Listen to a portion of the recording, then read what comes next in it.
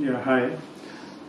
मेरा नाम राकेश मालवी है और ये है मेरी mother in law Pushpalata Kanoje.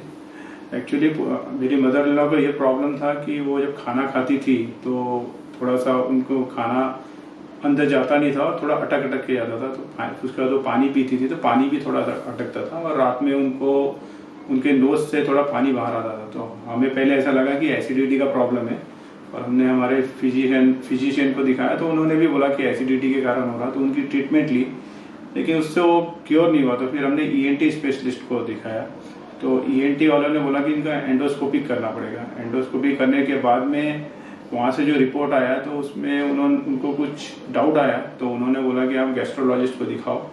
तो उन्होंने 2-3 डॉक्टरों के नाम सजेस्ट किए थे तो हम दीनानाथ मंगेशकर हॉस्पिटल में भी गए।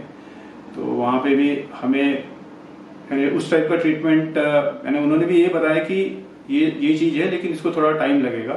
फिर हमको गूगल पे से हमने डॉक्टर सम्राट जानकर का हमें पता लगा उनके रिव्यू पढ़ने के बाद, तो हम उनके पास गए।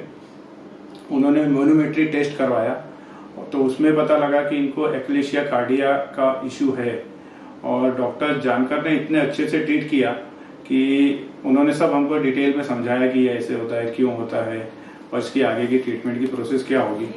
उसके बाद उन्होंने सजेशन दिया कि हम यहाँ पे 2-3 हॉस्पिटल से आप वहाँ पे करवा सकते हो।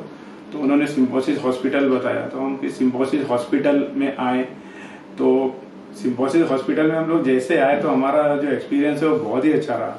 राइट फ्रॉम रिसेप्शन से लेके डॉक्टर से लेके नर्सेस से लेके तो यहाँ पे जब आए तो हमें एडमिनिस्ट्रेशन में तृप्ति पाटिल मैडम थी, उन्होंने हमको गाइड किया।